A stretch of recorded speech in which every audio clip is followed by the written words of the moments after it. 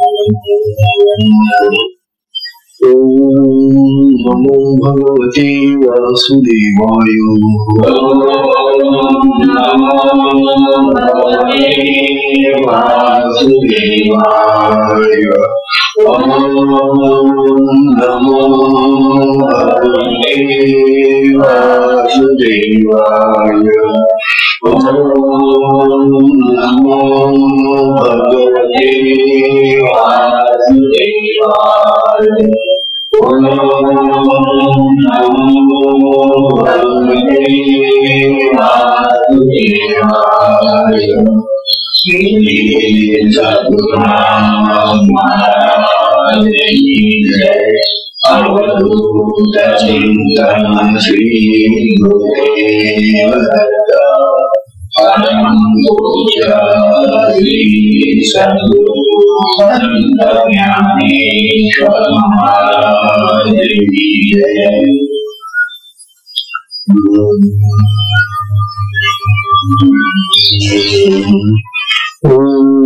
नारायणं पद्मभवं वसिष्ठं शक्तिं च तत्पुत्रपराशरं च व्यासं शुकं गौडपदं महान्तं गोविन्दयोगीन्द्रमथस्य शिष्यं श्रीशङ्कराचार्यमथस्य पद्मपालं च हस्तामलकं च शिष्यम् तंत्रोदकं वार्तिककारमन्यान् अस्मद्गुरुं सन्ततमानतोषम् श्रुतिस्मृतिपुराणानामालयं करुणालयं नमामि भगवत्पादं शङ्करं लोकशरणं। शङ्करं शङ्कराचार्यं केशवं बादरायणं सूत्रभाष्यकृतौ वन्दे भगवन्तौ पुनः पुनः।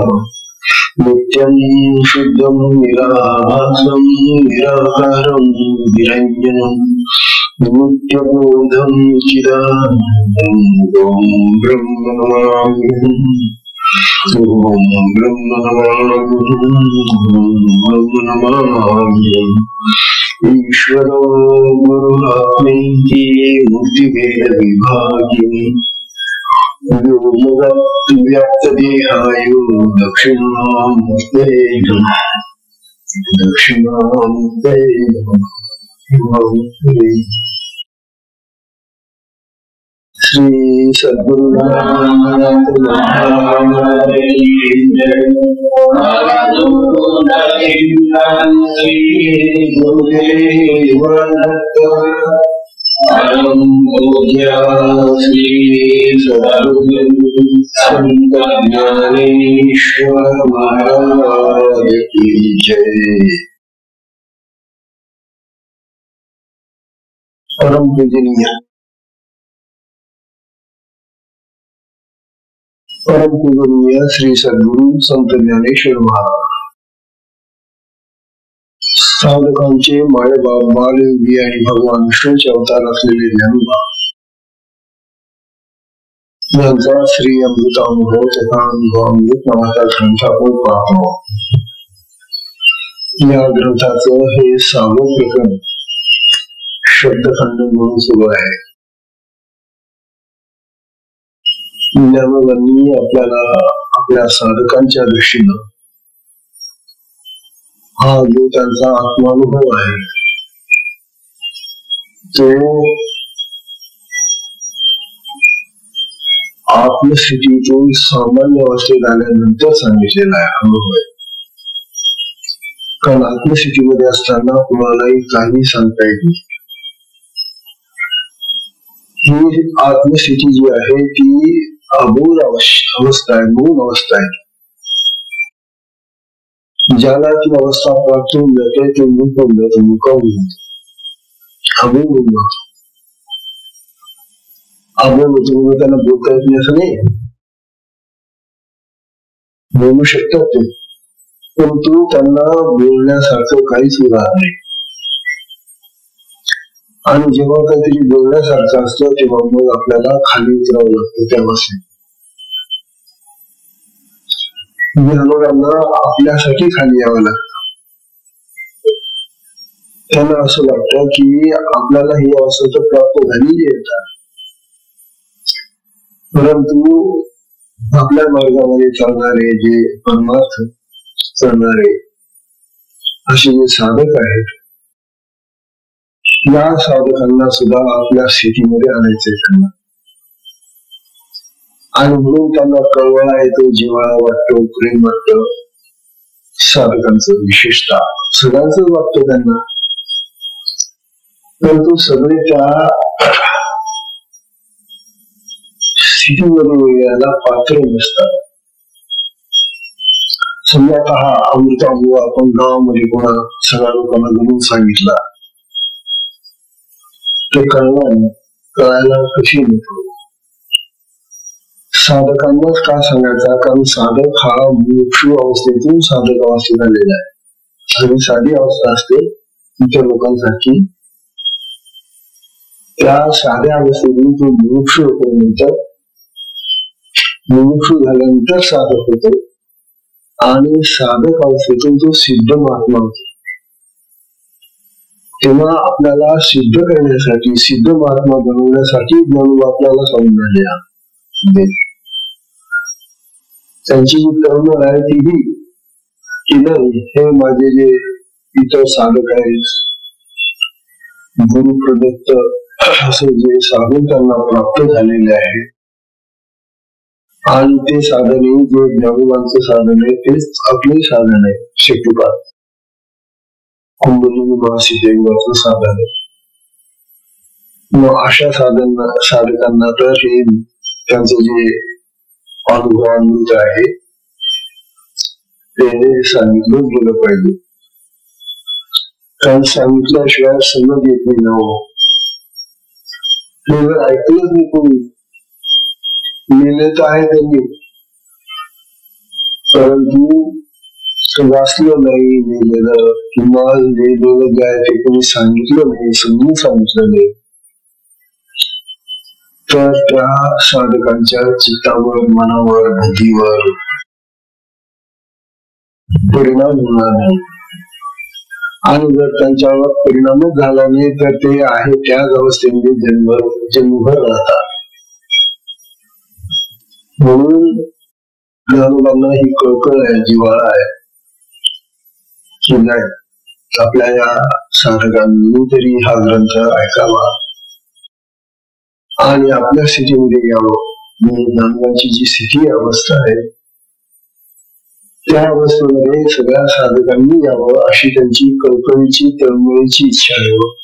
आणि म्हणून ते नाना प्रकारच्या दृष्टांतांनी, युक्तीने, प्रमाणांनी सगळ्या प्रकारे बोध देत आहेत आपल्याला. काल आपली 80 झाले, आपल्या या 6व्या प्रकरणाच्या 80 वेळी झाल्या आमच्या. त्या शेवटच्या 80व्या मध्ये ज्ञानोबा काल सांगत होते, 60 दिवसा माझी एखादा होय ऐसा, जे सूर्यासीत सूर्या देसा डोळा राही. ज्ञानोबांचं हे जे सांगणं आहे ना, हे प्रतिबंधी प्रश्नरूप आहे. प्रतिबंधी प्रश्नरूप याचा अर्थ आहे ते असं जर झालं तर असं होऊ शकतं, आणि हे असं जर झालं तर असं होऊ शकत नाही. याला म्हणतात प्रतिबंध प्रश्नरूप. सोडून नाही प्रतिबंध मिळाला, प्रश्नरूप मिळाला, काही नाही, पण असं झालं तर असं होऊ शकतं, असं नाही झालं तर असं होऊ शकतं. अशा प्रकारचे दृष्टांत देऊन राहिले. आणि आता दृष्टांतामध्ये अगोदर शब्द खंडन केलं त्यांनी. शब्दाचा आत्म्याच्या ठिकाणी प्रवेश नाही, शब्दाचा उपयोग नाही, शब्द ज्ञानाचाही त्या ठिकाणी आत्म्याच्या ठिकाणी काही उपयोग नाही, म्हणून शब्दाचं खंडन झालं. त्यानंतर आमच्या चित्तामध्ये असलेली जी अविद्या आहे, या अविद्येचं खंडन करायचं, अविद्या नष्ट करायची, अज्ञान नष्ट करायचं. परंतु ही अविद्या आत्म्याच्या ठिकाणी नाही, आपल्या अंतकरणात असेल. आणि आत्म्याच्या ठिकाणी अविद्याच नाहीये, तर मग हा शब्द तिथे जाऊन कशाचा नाश करेल. म्हणून शब्दाला अविद्येचा नाशही करता येत नाही. तेव्हा अविद्या खंडन झालं, अविद्येचा नाश करता येत नाही. आणि अविद्या नाहीच होईल, शब्द नाही, अविद्या नाही. तिसरा आता थोडासा वेगळा प्रकार कालपासून मला केलेला आहे. थोडा बदल आहे, तो लक्षात ठेवा. हे असं थोडं जे सुगंध आपण आपल्या पुढे ऐकायला बोलून जातो, पण पुढे जे आपण ऐकतो ना ते पूर्ण कालपासून झालं. आपल्याला आता थोडासा वेगळ्या प्रकारचं सांगताय की आत्म्याने आत्म्याचं दर्शन होतं. किंवा आमच्यामध्ये जे आहे ज्ञान, हे जगात आमच्याकडे दुसरं ज्ञान कोणतं असणार आहे. एक शब्दाचं ज्ञान आहे, जगाचं ज्ञान आहे. हे ज्ञान, या ज्ञानाचं तर तिथं काही उपयोगच नाही. तर ज्ञान खंड जेव्हा सगळी होतो नाही ज्ञान. तेव्हा ज्ञानावर आता आपल्याला थोडासा वेगळा विचार असा सांगताय किंवा आम्हाला आत्मा प्राप्त झाला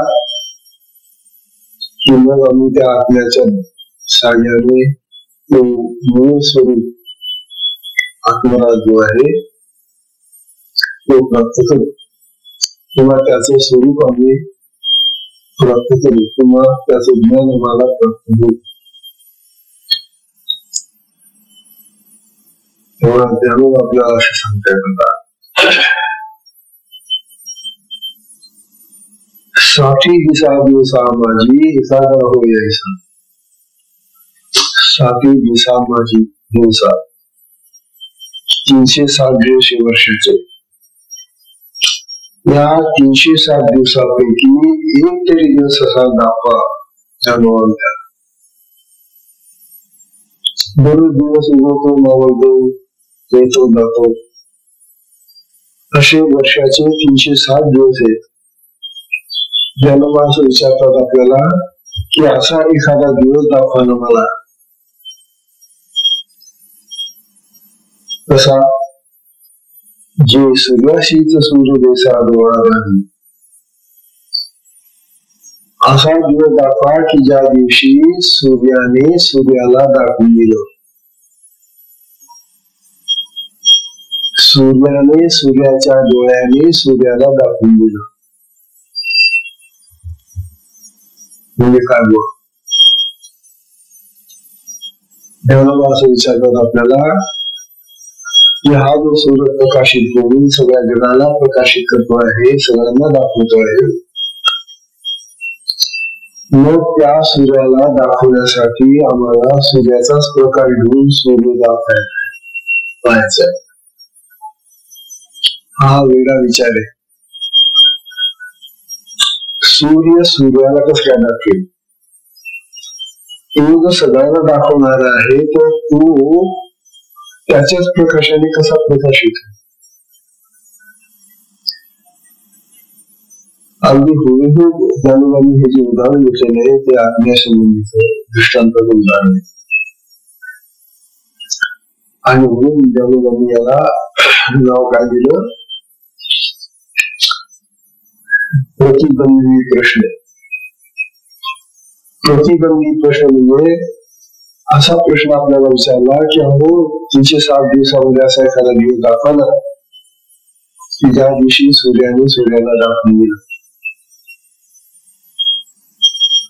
आपल्याला उत्तर आहे का सर एखादा दिवस? उत्तर असं आहे जेव्हा की एकही दिवस असा नाहीये की ज्या दिवशी सूर्याने सूर्याला दाखवून दिलं. मग हे कसं शक्य नाही? तसं आत्म्याने आत्मा दिसणार नाही, आत्मा आत्म्याला दाखवू शकत नाही. आणि याच्यासाठी फार सुंदर दृष्टांत पुढे देतात. वास्तव जो आत्मा आमचा तो सगळ्यांना दाखवतो, सगळ्यांना प्रकाशित करतो, सगळ्यांना ज्ञान देतो, सगळ्यांमध्ये तो आहे. परंतु त्याला पाहण्यासाठी त्याचा उपयोग त्या आत्म्याला पाहता येत नाही असं मला होणार आहे.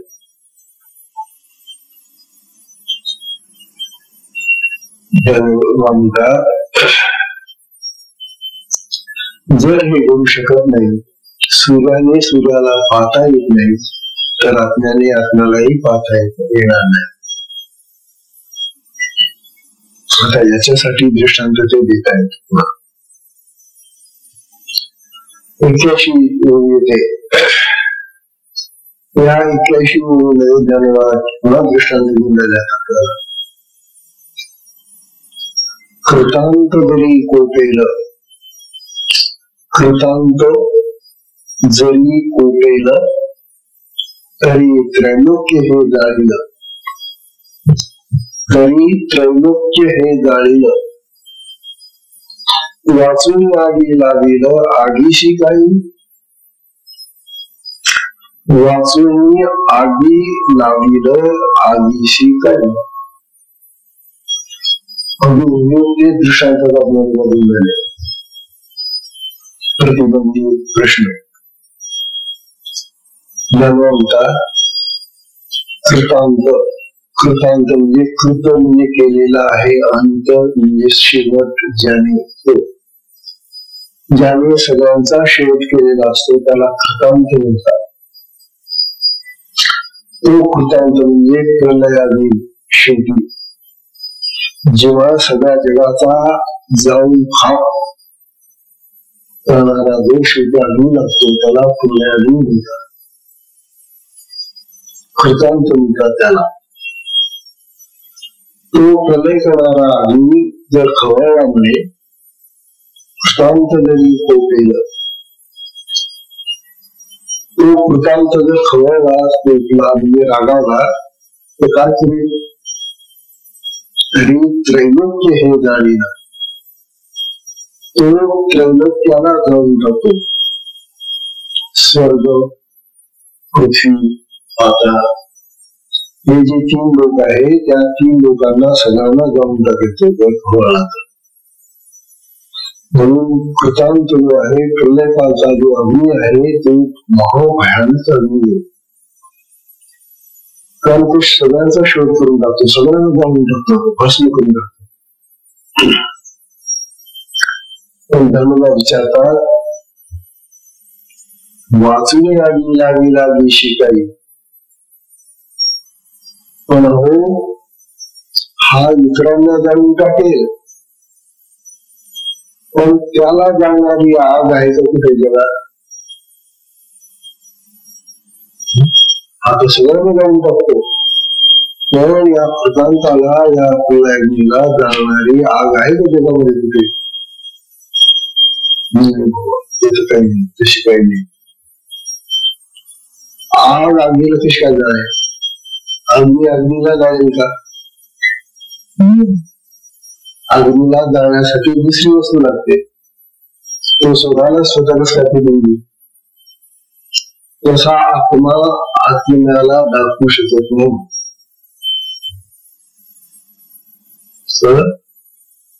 हे जर जमत नाहीये, प्रलयाग्नीला अग्नी जाऊ शकत नसेल तर आत्माही आत्म्याकडून पाहायला जाणार नाही.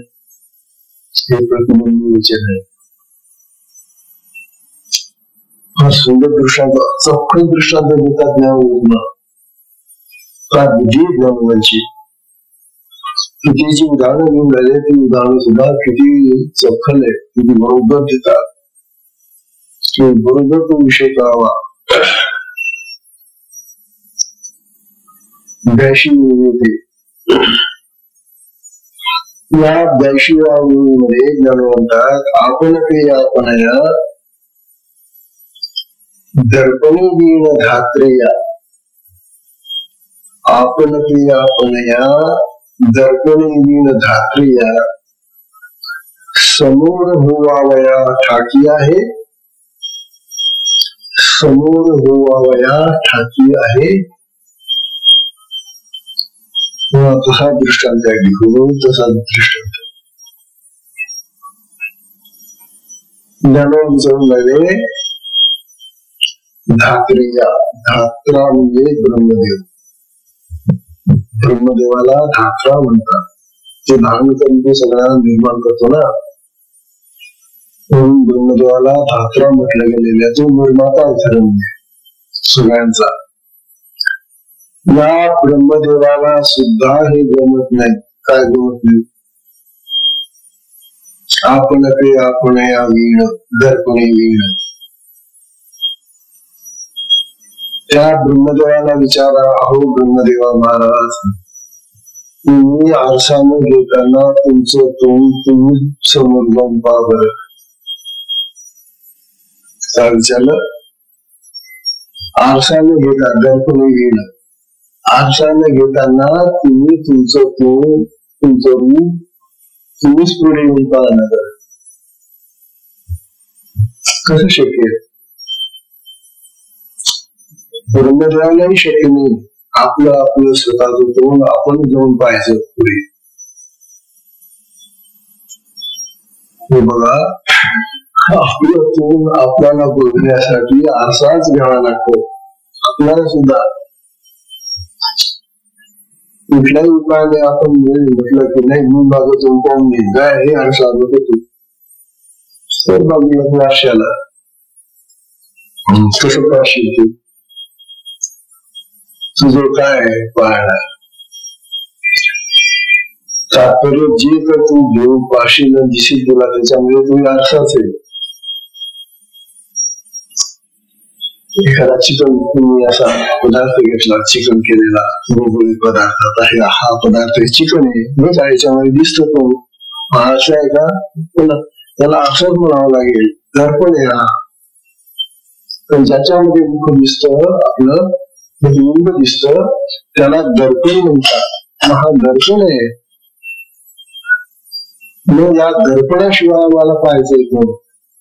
कुठले चिकन पदार्थ कुठल्या आरशाचा पदार्थ घ्यायचा आणि आम्हाला आमचं तोंड पाहिजे. हे आपल्याला तर शक्य नाही, पण त्या ब्रह्मदेवालाही शक्य नाही असं ज्ञान म्हणतात. त्याला दर्पण घ्यावं लागेल, त्याला कुठलं तरी असं घ्यावंच लागेल आपलं तोंड पाहण्यासाठी. तेव्हा जिथं ब्रह्मदेवाला सुद्धा पाहण्यासाठी आपलं तोंड आपलं प्रतिबिंब पाहण्यासाठी आरसा घ्यावा लागतो. मोठ्या सामान्यांची तर स्थिती काय म्हणजे दर्पणाशिवाय तो दिसत नाही आपण आपला मुखात. आता हा जो दर्पण घेतो ना आपण, जो आरसा घेतो ना, तो 3 गोष्टी निर्माण करतो. फार महत्वाचं आहे. आम्ही जेव्हा आरसा घेतो तेव्हा हा आरसा आमच्यामध्ये 3 गोष्टी निर्माण करून देतो.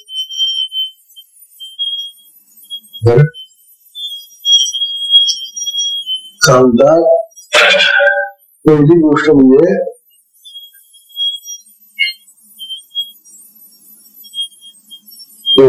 म्हणजे स्वभिन्नत्व. आरसा घेतला की त्याच्यामध्ये तोंड दिसतो. आता हे जे तोंड दिसत आहे आरशामधलं हे स्वभिन्नत्व. स्वनिर्मिती का स्व आणि त्यापेक्षा ते वेगळं म्हणजे माझ्यामध्ये तो भेद पाहतो. स्वभिन्नत्व हा दोष निर्माण करतो माझ्यामध्ये. तू एक आहे ना, तू हा दुसरा व्यक्तीला स्वभिन्नत्व. अशा प्रकारचा हा एक दोष त्यांनी तयार केला आरशाने. स्वभिन्नत्वाचा दोष तयार केला. बरं, दुसरा दोष आहे दर्पणस्थत्व. दर्पणस्थ म्हणजे आम्ही दर्पणामध्ये गेलो आणि मग तिथून आम्हाला ते आमचे पाहायला मिळालं. म्हणजे दर्पणस्थ असा शब्द. म्हणजे काय बा,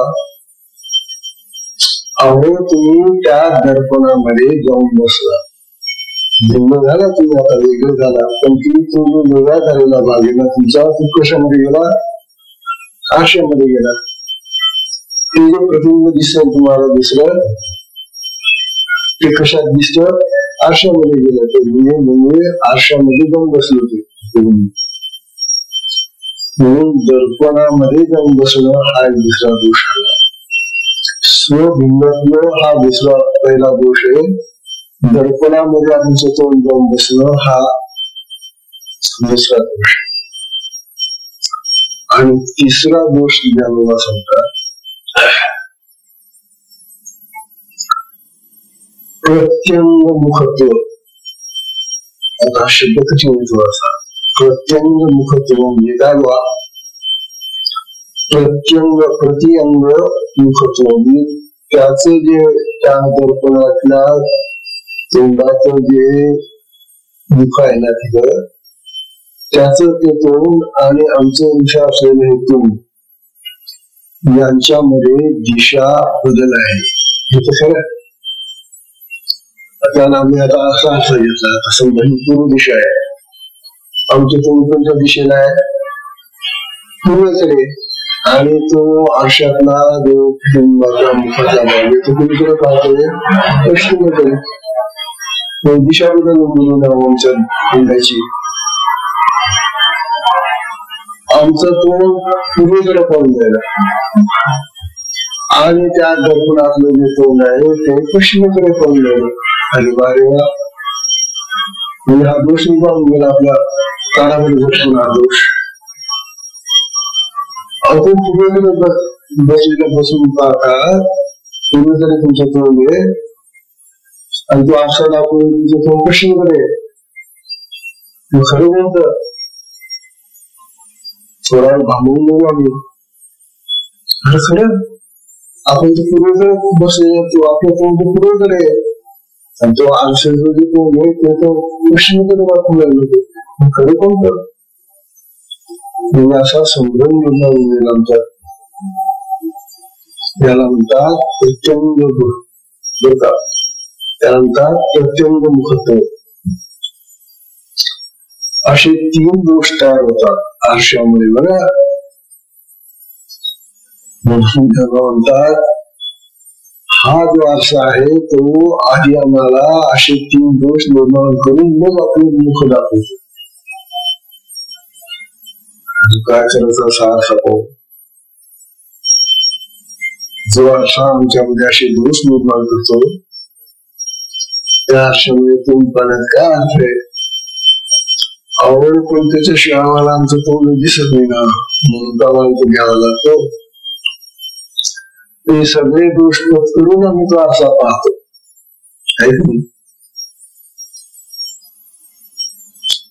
तेव्हा ज्ञानोबा सांगतात त्याप्रमाणे हा तुमचा जो आत्मराज आहे, त्या आत्म्याला आज्ञा करून पाहिलं जाणार नाही. आत्मा दर्पण होऊ शकत नाही, आत्मा आत्म्यामध्ये पाहता येत नाही, असा प्रकार. जिथं ब्रह्मदेवालाही आपल्याला आपल्या स्वतःचं रूप पुढे जाऊन पाहता येत नाही, म्हणून आपल्यासारख्याला काय पाहता येईल. तसं आत्म्याला आत्म्याचं स्वतःचं स्वरूप आत्म्यामध्ये पाहता येत नाही. आत्म्याला आत्म्याचं स्वतःचं स्वरूप आत्म्यामध्ये पाहता येत नाही. अशा प्रकारे तो आत्मा सगळ्यांना पाहतो, तो सगळ्यांना दाखवू शकतो, पण स्वतःला स्वतःमध्ये पाहू शकतो. अगदी नमुने हे कुठेही कुठल्याही साधू संतांच्या ह्याच्यामध्ये आलेले नाहीये. अमृतानुभवामध्ये असे काही फार सूक्ष्म असे विषय आलेले आहेत की ज्या विषयांची चर्चा ज्ञानोबा त्या आत्मस्थितीमधून खाली आल्यानंतर ते करून राहिलेले आहेत आणि मग तेच करू शकतात अशी चर्चा. म्हणून ज्ञानोबांचा हा अमृतानुभव ऐकलाच पाहिजे, इतका महत्वाचा आहे. तेव्हा वैष्णवमध्ये आपण पे आपल्या दर्पणे विण धात्रिया समोर व्हावया ठाकी आहे. तेव्हा ब्रह्मदेवाला सुद्धा आपलं मुख आपल्या समोर जाऊन पाहता येत नाही, आपल्यामध्ये पाहता येत नाही. सुद्धा कसं ते आत्म्याचं स्वरूप आहे. 83 ओवी ज्ञानोबा एक एक दृष्टांत असे चपखल देत आहे, बरोबर देत आहे की बरोबर आपला ते कळावं.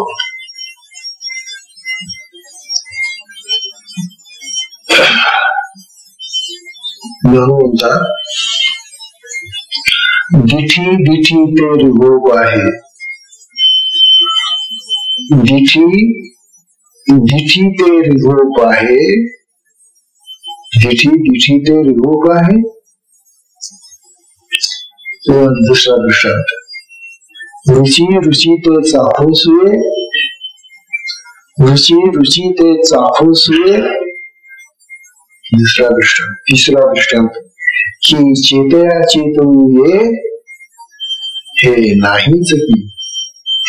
चेतया चेतवूये हे नाहीच की. 3 दृष्टांत दिले आता ज्ञानोबांनी एकाच ओळीमध्ये. आणि या 3 दृष्टांतामधून तोच विषय ते आपल्याला समजून सांगताय की हे असं घडणार नाही, आणि असं जर घडणार असेल तर मग ते बरोबर आहे, आणि असं जर घडणार नसेल तर ते घडू शकत. काय म्हणतात? दिशी दिशी ते रूप आहे. आपण आता ही आपली डोळ्यातून दृष्टी जाते. दृष्टी म्हणजे पाहण्याची शक्ती, तिला दृष्टी म्हणतात. ज्ञानोबा म्हणतात दृष्टीमध्ये जाऊन पाहिजा दृष्टीला. ही जी दृष्टी आहे आपली पाहण्याची, या दृष्टीमध्ये ती जी दृष्टी आहे ती दृष्टी त्या दृष्टीमध्ये जाऊन पाहिल का दृष्टीला? कळणं कठीण आहे. दृष्टीमध्ये दृष्टी जाऊन दृष्टीला पाहता येईल का आपल्याला? दृष्टी कशी आहे? आमची ही दृष्टी चांगली आहे का? तिच्यामध्ये काही बिघाड झालाय, आपण त्या डॉक्टरकडे जाताना तपासायला दृष्टी डोळ्यांचे आकार झाले, डोळ्यांवर काही पडळ झाला, डोळा मंद दिसायला लागला, डॉक्टरकडे जातो आपण त्या डोळ्याच्या डॉक्टरकडे आणि त्याला म्हणतो बाबा माझी दृष्टी बघावं तपासून. आता तो काय करेल? तुमची दृष्टी काढून तुमच्या दृष्टीवर दाखवेल करतो नाही. त्याचं जो यंत्र असतं त्या यंत्राच्या म्हणजे दर्पणाच्या सारखं ते यंत्र, त्या यंत्राने तो तुमची दृष्टी तपासतो. पण दृष्टीने दृष्टीला पाहता येत नाही असं ज्ञान. दृष्टीला पाहण्यासाठी दुसरं कुठलं तरी उपकरण घ्या आणि मग ती दृष्टी पहा असं आहे. दृष्टीने दृष्टी तुम्ही पाहणार, जी दृष्टी सगळ्यांना पाहते तिला पाहण्यासाठी आणखी कुठली दृष्टी घेणार तुम्ही? तसा तो आत्मा आहे. त्याला पाहण्यासाठी त्याचा उपयोग नाही. किंवा दुसरं उदाहरण देतात ज्ञानोबा, रुची ते चाखोसुये. रुची म्हणजे चव. आपण चव घेतो एखाद्या पदार्थाची, चाखून पाहतो. आता हे जे चाखणं आहे, चाखून पाहणं आहे, रुची घेणं आहे, त्या रुचीलाच म्हणावं हे रुची तू कशी आहे ग, तुला चाखून पाहतो. कशाने? रुचीने रुचीला चाखून पाहणं. हे कसं शक्य आहे? जी रुची दुसऱ्या पदार्थाचा चव घेते त्या रुचीला म्हणावं की तू कशी रुची घेते, तुझ्या रुचीला तू रुचीने मला रुची घेऊन सांग. आता रुचीची चव कशी काय घेईल? म्हणजे जिभेने जिभेची चव घेण्यासारखी. हे तसं शक्य नाहीये. हा, ती दुसऱ्या पदार्थांची चव घेऊ शकतो, पण तू स्वतःला चौकशी काय घेतली. तसा हा जो आत्मा आहे त्या आत्म्याने आत्म्याला जाणता येत नाही. आत्मा आत्म्यामध्ये जाऊ शकत नाही असं ज्ञानोबा म्हणतात. तिसरं उदाहरण देतात की चेतया चेतवूये चेत म्हणजे जागृत झालेला, जागा झालेला. आता जागा झालेला जो आहे त्याला आणखी कशाने जागा करणार? आणखी तू मुळात जागा आहे. आता जागा झालेल्याला आणखी जागा करता येते का? मग असं म्हणणं झालं की मी जागा आहे परंतु माझ्यामध्ये थोडीशी झोप पण आहे. असते का आपल्याला जागेपणी झोप असते? जागा जो पूर्ण जागा झालेला आहे त्याला आणखी कसं काय जागा करणार? आणि त्या जागृतीला म्हणावं तू त्याला जागृत कर. जो आधी जागा आहे, जागा असलेला जो पुरुष आहे त्याला त्या जागृतीला म्हणावं, जागेपणाला म्हणावं तू त्याला आणखी जागा कर. काय जागा करेल की त्याला तो जागाच आहे ना. म्हणजे तेव्हा जागृतीला पुन्हा जागा करणं जसं शक्य नाही तसं हे आत्मराजाचं आहे.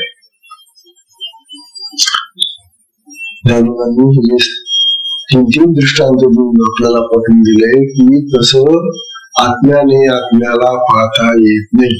आत्मा आत्म्यामध्ये जाऊ शकत नाही. हे जे चाललेलं आहे हे पटवण्यासाठी चाललेलं आहे. हे असं का सांगतात हे आम्हाला? कारण जगामध्ये असा काहीतरी भ्रम निर्माण झालेला आहे आणि पुष्कळ असं वाचनात सुद्धा येतं की जर आम्हाला आत्मस्थिती आत्मा प्राप्त झाला तर त्या आत्म्याकडून आम्ही आत्म्याला जाणू शकतो. आत्म्याला जाणण्यासाठी आम्हाला आत्माच प्राप्त व्हायला पाहिजे. हे जे आम्ही ऐकतो किंवा वाचतो काही काही ठिकाणी, हा भ्रम कसा निर्माण होऊन गेला याच्या डोक्यामध्ये.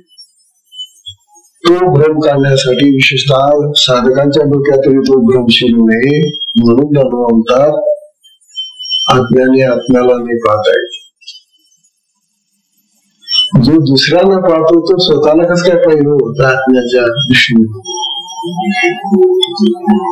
तेव्हा आत्मा आत्म्यामध्ये सदैव आहे आणि तो सदैव आत्मस्वरूपामध्ये असलेला आत्मा सगळ्यांना पाहतो, पण स्वतः तो त्या आत्म्याने आत्म्याला जाऊ शकत नाही असं स्वरूप आहे.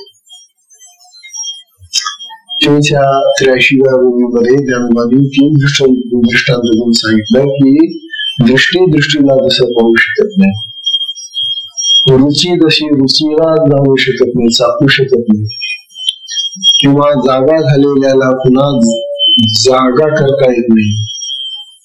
जो आधी जागा झालेला त्याला काय जागा करणार आणखी? हे जसं त्याप्रमाणे त्या आत्म्याच आहे सगळ्यांना समजले.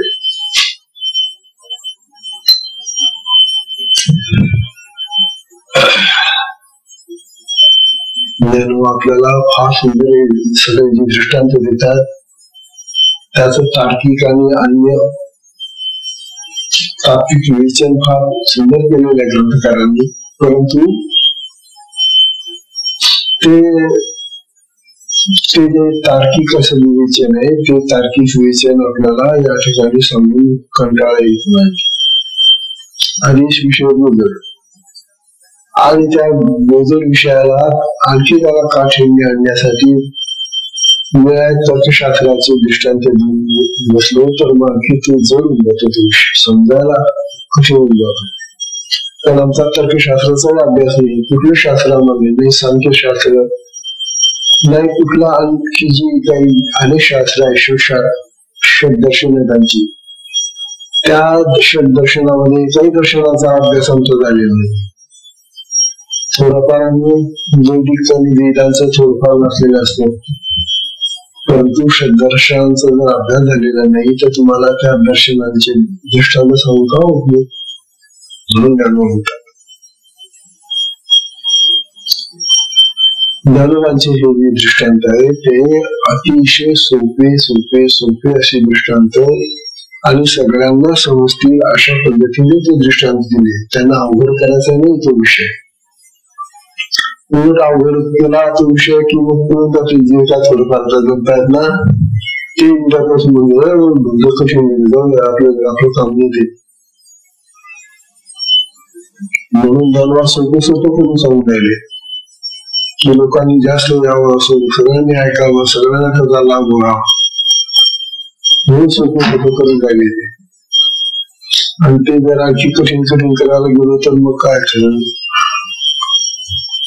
84 ओवी येते बा.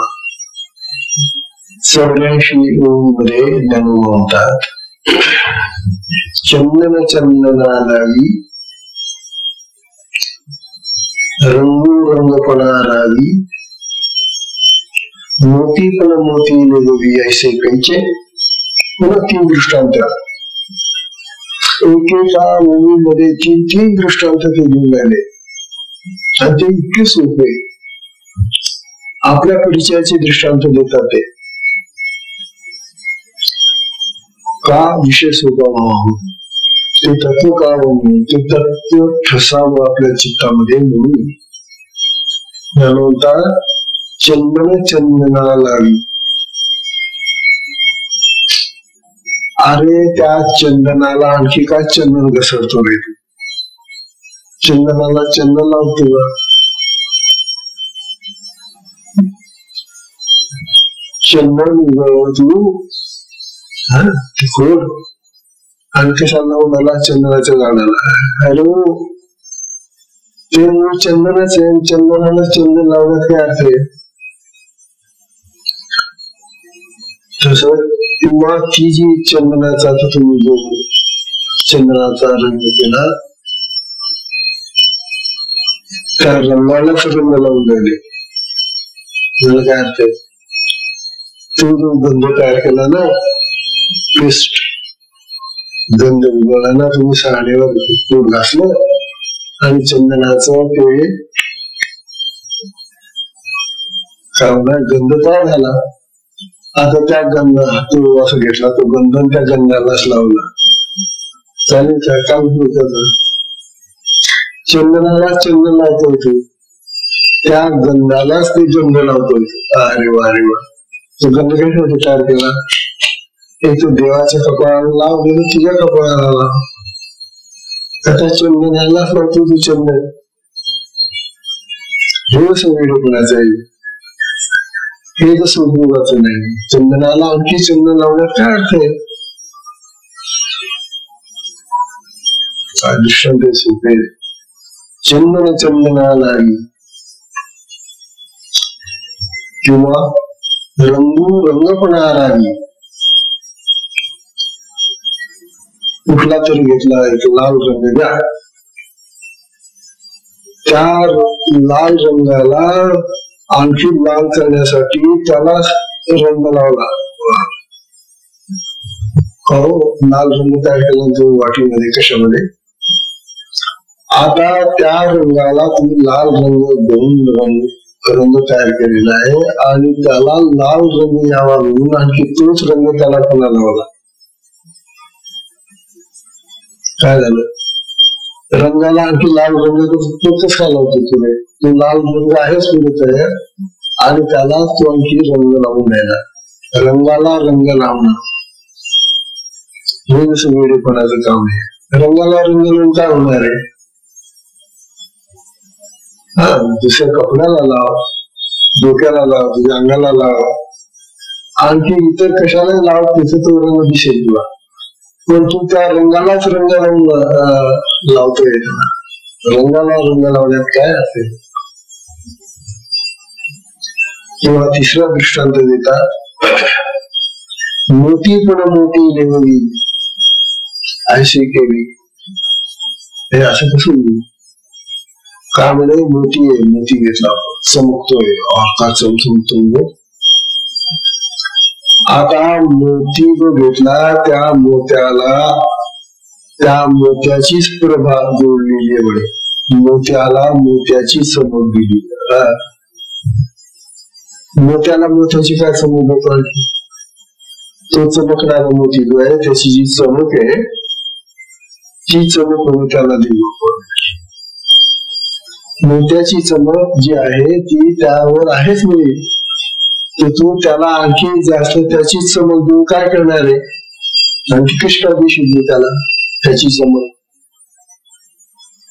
हे कसं नाही. तसं आत्मा जो आहे मुळात हे सगळे जे दृष्टांत आहेत हे असे प्रतिबंधी वचनाचे दृष्टांत आहेत. हे जर खरं झालं तर तिकडे तेही खरं होईल. म्हणजे आत्म्याने आत्मा पाहता येईल. हे जसं होऊ शकत नाही तर तेही होऊ शकत नाही. अशा प्रकारे प्रतिबंधी वचनात्मक हे सगळे दृष्टांत आहेत ज्ञानोबांचे. तेव्हा 84 मध्ये पुन्हा 3 दृष्टांत दिले ज्ञानोबांनी.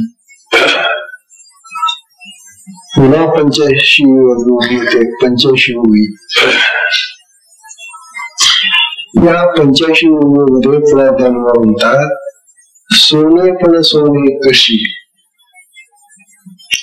दीप प्रकाशी, रसपण बुडी दे रसी ते के जोडे. या 3 दृष्टांत दिले ज्ञानोबांनी. म्हणतात अहो सोन्याला आपण कस लावतो, कसचा एक दगड असतो नाही का, त्या कसाच्या दगडावर सोनं आपण घासतो. तो जो सोना असतो ना, तो सोनं तुमचं घेत असताना त्या कसाच्या दगडावर तुमचं सोनं घासून पडतो आणि त्याच्यावर मग तेजाब टाकतो. आणि मग ते जर तसं राहिलं, काळ पडलं नाही तर म्हणतो बरोबर आहे, तुझं सोनं खरं आहे. त्याला म्हणतात कस लावणं, सोन्याचा कस. ज्ञानोबा विचारतात सोने पण सोने कशी. आता तुम्हाला दगड न होतो कस लावण्याचा, आणि सांगितलं की सोन्याने सोन्यालाच कस लाव, सोन्याला सोन्यावरच घास. कोणाचा कस लागेल? अहो तो कसोटीचा दगड जो आहे ना, तो सोन्याचा कस लावतो, म्हणजे त्याची परीक्षा करतो तो. आणि आता तुम्ही काय म्हणतात, आम्हाला त्या दगडाची काही गरज नाही, आम्हाला सोन्याने सोन्याचा कस लावायचा आहे. सोन्याने सोन्याचा कस कसा तुम्हाला समजेल? सोन्यावर सोनं घासलं गेलं तरी सुद्धा कसं कळेल की हे खरं आहे तो खोटं आहे? तात्पर्य सोन्यावर सोनं लावून कस पाहता येत नाही सोन्याचा. सोन्यावर सोनं घासता येत नाही, घासलं तरी त्याचा कस लागणार नाही, खरं कोणाला समजणार नाही तुम्हाला. किंवा दुसरं उदाहरण देतात ज्ञानोबा, दीपपण दीप प्रकाशी.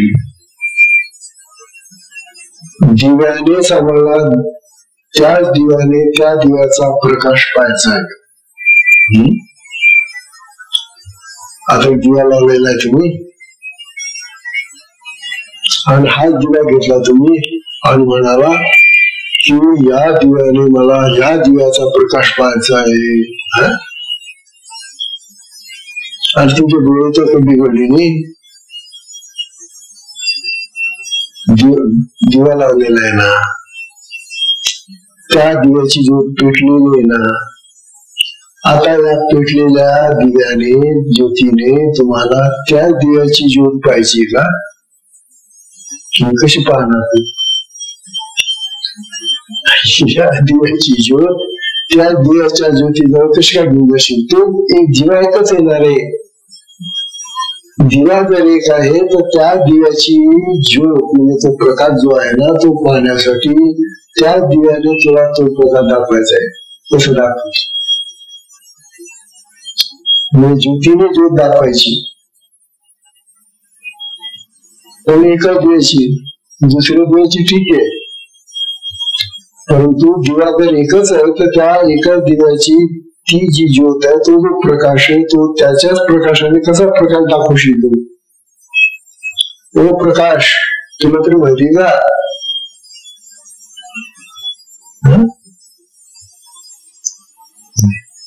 असं होऊ नाही शकत. तात्पर्य असं की आत्म्याने आत्म्याला प्रकाशित करता येईल.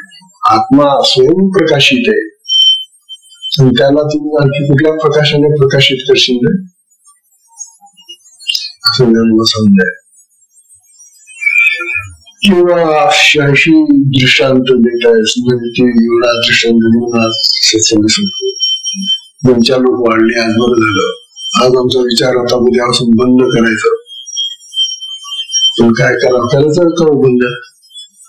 ठरवा तुम्ही, आम्हाला निर्णय द्या बरं का.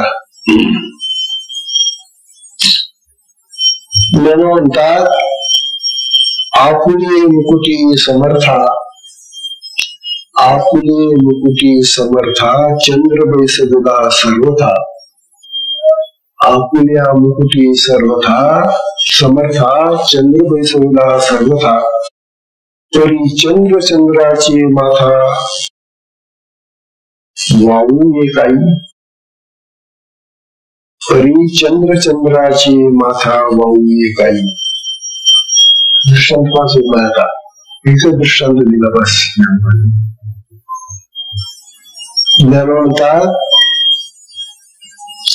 समर्थाच्या माथ्यावर तो चंद्र घेतलाय त्यांनी. समर्थ म्हणजे भगवान शिव शंकर. भगवान शंकरांनी काय केलं, आपल्या जटेवर तो चंद्र ठेवला. कारण ते लोक होते भयंकर तप्त झालं होतं ना त्यांचं, ते भिक्षुकाले होते ना, ते हलं, त्यामुळे त्यांचं ते डोकं गळा वगैरे सगळं भयंकर जड करत होत.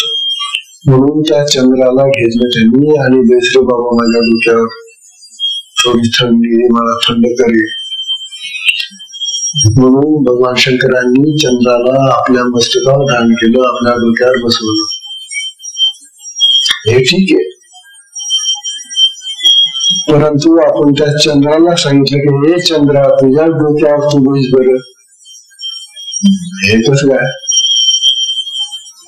चंद्राला म्हणावं, हे चंद्रा तू शांत करतो ना डोकं, मग तुझ्या डोक्यावर तू बसला. चंद्र कसं काय चंद्राच्या डोक्यावर बसेल? त्याप्रमाणे तो आत्मा आत्म्या करून पाहिला जात नाही, हे सांगण्यासाठी ज्ञानोबा हे दृष्टांत देऊन देण्या. तेव्हा अशा प्रकारे ज्ञानोबा फार सुंदर दृष्टांतांनी आपला हा विषय सोपा करून सांगून राहिले. मला अतिशय खरोखर ही जी प्रगल्भ बुद्धी आहे, हे जे त्यांचं तळमळ आहे, कळकळ आहे साधकांच्या बद्दल, जिव्हाळा आहे साधकांबद्दल, हा पाहून असं वाटतं की ज्ञानोबा तुम्ही धन्य आहात. थोड्या आयुष्यामध्ये केवढं महान कार्य करून गेला तुम्ही. हा महान उपकार आहे ज्ञानोबांचा. म्हणून ज्ञानोबांचं हे प्रवचन ऐका तरी. किंवा सत्संगाची वेळ संपलेली आहे, किंवा सत्संगाला विश्राम देऊया आपण. हरिओम तत्सत.